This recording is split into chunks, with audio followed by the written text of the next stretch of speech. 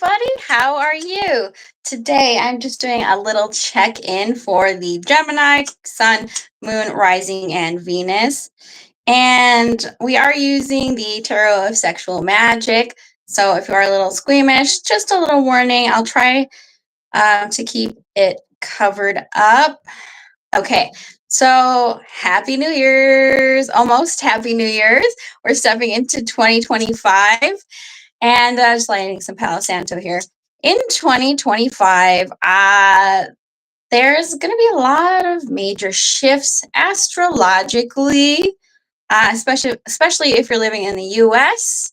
This is my base country. There's going to be a lot of changes astrologically and in just a lot of aspects of our life. So be prepared for that. I hope that you're ready and that you keep your New Year's resolutions all year.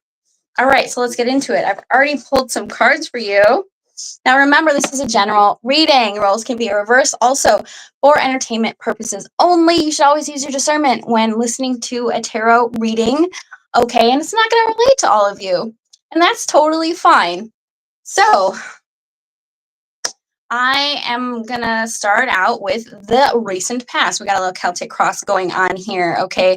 So, in the recent past, we have the Knight of Cups. I feel like there was some vulnerability, maybe even some flirting from maybe a particular person, or the vibe was there, light, you know? Right now, though, in the center of your Celtic cross is the Four of Cups. So I'm sensing some disappointment here. Four of Cups, some disappointment maybe in your love life or with a particular person. And then we have the Two of Cups crossing it. Now, the Two of Pentacles. In this deck, the Two of Pentacles is actually embarrassment, like somebody is afraid to approach you because they can sense that you're disappointed or unhappy with them or with something in your life, okay? And this is in the reverse. And the way that I see that is feeling kind of extra burdened or weighed down. This time of year can be a lot, but also you could just have a lot to do, maybe too much on your plate. And in the blockage here for Gemini, Sun, Moon, Rising, and Venus is the Magician in reverse. I feel like a sense of like things fizzling out or feeling kind of too tired to put energy into intimacy or romantic things here.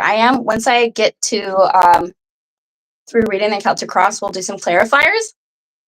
But the Magician in reverse can be a trickster, but it can also be feeling like your manifestations aren't happening or like you don't have the energy to make something happen, right? Maybe you're not looking forward to that New Year's kiss, or maybe you are. Maybe you're like, this could finally be something that makes me feel excited again or interested again. Eight of Cups in this deck, the Eight of Cups actually is bashfulness. You see that they're dancing there. There could absolutely be someone around you. Now, remember, I don't know all your situations, okay? But these two cards in this deck are embarrassment or shyness, being afraid to approach you. But it can also talk about feeling emotionally withdrawn from something there. And we have the King of Swords. King of Swords came out sideways. And I see that as feeling like a lack of gratification. There could also be some issues with communication. King of Swords in reverse is kind of rude, kind of a bully. So maybe you're not feeling into it because you had an argument with your partner, or you're just like, I'm not feeling satisfied right now. The good news is here, we have the Ten of Cups. Ten of Cups in this deck is attachment. So there could be some kind of attachment, or this could even talk about your family. This is your strength. So a lot of you guys could have a good support network or a happy family, or there could be some kind of attachment. Maybe you are seeing someone. The Hierophant here showing support, traditional support. And then finally, we have, now this is the future outcome in the Celtic Cross. It does look good. This is the future. And now tarot is timeless. This could be happening now. You could be like trying to remain optimistic or trying to find ways to come out of a slump or come out of like feeling bashful or disappointed. It looks good here in the future. In your headspace, though, is the Three of Swords. And I can't really show it. I mean, I'm not supposed to on here. So I'll just show what I can. The Three of Swords in this deck is red flags.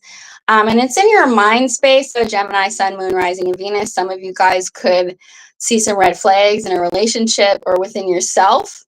Or you could just be carrying some emotional pain right now. So let's get to the bottom of it. Let's see why it's there. I'm gonna start with the Three of Swords, and we're gonna use a different deck. I'm gonna use the Tarot of the Divine. I seem to have put it really far away. How y'all doing out there? What's good? I have more lives planned with free questions, so stay tuned and subscribe if you haven't subscribed. Why the Three of Swords here in the mind space for the Gemini crew? What's going on? Is it pain? Is it red flags? Is it being too afraid to discuss the red flags? We can also notice these within ourselves. Yes, definitely. Page of Wands, a messenger.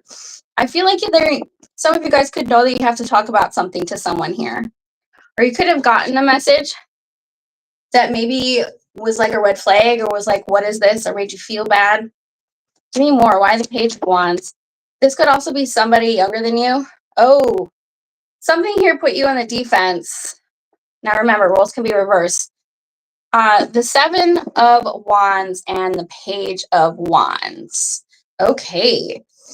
As you can see here with the Seven of Wands, he's like standing up for himself. Some of you guys might actually, this is difficult. It's difficult to stand up for yourself. It's difficult to express yourself. And I know Geminis have the gift of gab, but when it comes to personal things that could hurt someone's feelings or push them away, that can be a difficult thing. But also, it could be coming at you that there's somebody who said something or did something, or you got a message that you don't like, right? So let's see here. Let's see more on the Eight of Cups. Why is the Eight of Cups here in the future? Four of Swords. So some of you guys could need a rest emotionally. You could be feeling depleted in that area of your life because the Four of Swords come after the Three of Swords, and in your mind space is the Three of Swords. It's like, I really don't want to do this. I don't want to really feel that way right now. It's almost like I have a beef with someone, but I don't want to pick the holidays to bring it up because I don't want to escalate things, or I don't want to be in this situation anymore. Is there a way we can work it out?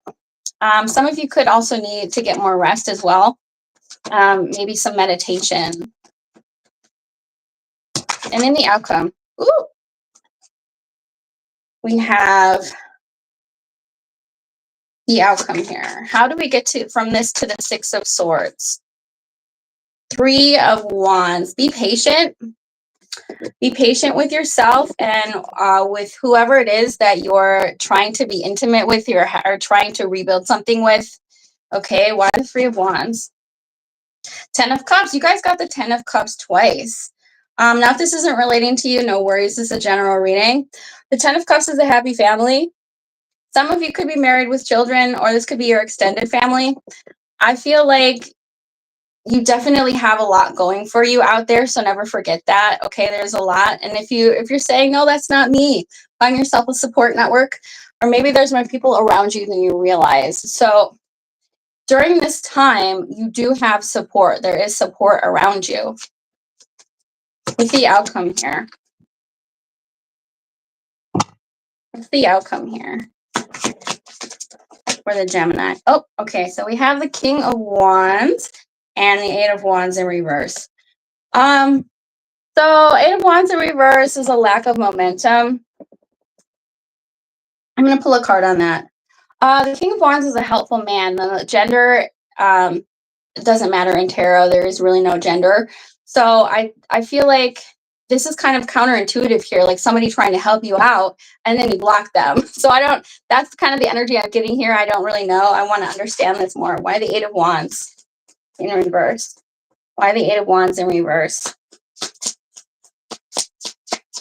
And I want to find out more about the blockage. Queen of Swords. Some of you guys could be giving someone the cold shoulder 100%. Roles can be reversed. So I feel like there's a little bit of an avoidance here, but also like, I don't know if I want to talk to you. I don't know if I want to fix this. I'm not sure if I want to do that. Give me more on the blockage. Why was the Magician in reverse? Nine of Cups and the King of Cups. Feeling a little emotional about not getting what you wanted. Feeling a little bit overly emotional about not getting what you wanted. We have a lot of cups here. You could be dealing with a water sign, Cancer, Pisces, or Scorpio. Feeling a little unbalanced. Feeling like maybe the communication's been kind of immature, or maybe some of you could be talking, if you're in a relationship or if you have a crush, it could be somebody younger than you. I sometimes see the pages as children. So if you do have children, there could be kids acting up or you having to deal with that. But I am kind of picking up on it, like, I don't want to be the one to have to be the bigger person to deal with this immature, whatever this is, spoiled brat kind of energy coming at you is what I'm picking up on with this. And if you're not dealing with children, you could absolutely have a crush with someone who's younger than you, or just someone who maybe is emotionally immature. Let's see if we have any the Empress. This is the mother energy. I'm going to get some advice for you. So some of you guys could be a parent. I'm picking up on some of you guys could be a parent. Or you could have an issue with your mother. But this is also creation here. It's like you could be a very nurturing person. What's in the advice? Three of Swords again. Do not ignore the red flags. Because I'm picking up on like an avoidant energy.